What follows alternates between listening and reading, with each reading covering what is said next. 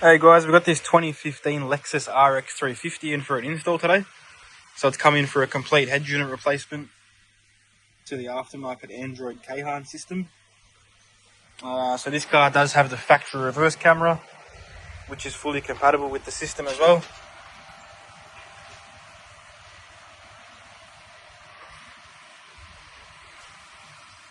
So we'll just jump in and show you how it works. Alright, so as you can see, everything fits quite nicely. It's a massive screen compared to the old factory one, which is down there now. So all your bottom panel still works exactly the same for your climate controls and stuff like that. So fan speed has a nice little display up the top like that. All your temperature controls, left and right being dual zone.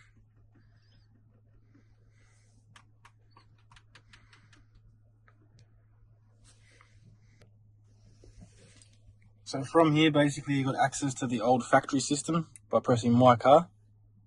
So all the factory navigation and things like that are still accessible if you want to use them still.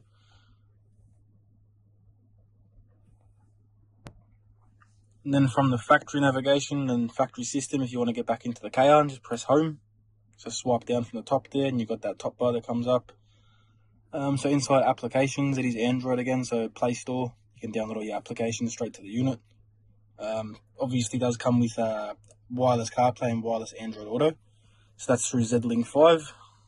So as you can see, we've got a phone connected already. So navigation, phone calls, music streaming, all that sort of stuff now happens through CarPlay. Factory camera. So I'll just put the car into reverse here.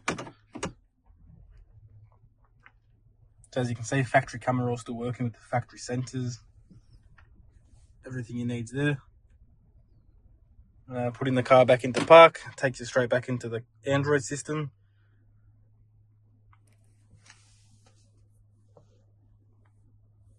Built-in music. So steering wheel controls all functioning perfect as well, so no issues there at all. And obviously with your factory dials down here, so the iDrive I believe, all that still works as well. So by pressing and holding the menu button, that's going to flick the screen over. As you can see, your scroll selection works. So just go into apps, Z-Link 5, that's back into your CarPlay.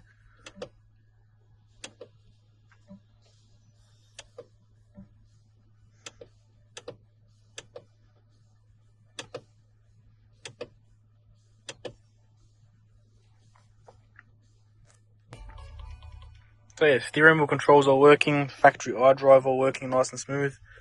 Then you've also got the touchscreen as well if you want. So from this main menu, you've got the quick selection to get into your CarPlay as well. So swipe right, you've got CarPlay there. So it's a nice, easy way to get it. All your volume dials here work as well.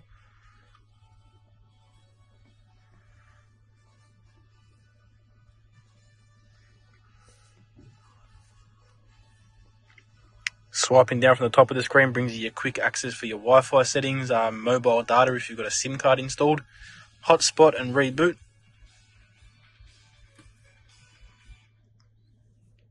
Back into application page, what do we got? DSP, so that's the built-in equalizer. A couple different presets and stuff up the top, loudness on and off.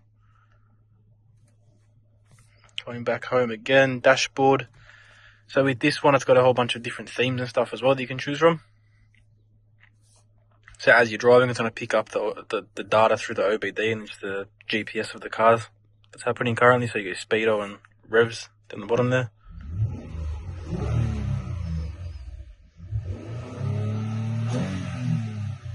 So as you can see, that's working very smooth and very good. Just to get back out of that again, swipe down, press home, or you can just press the menu button down there. I think that's pretty much it, guys. If you have any questions, just let us know and we'll happy to help you out.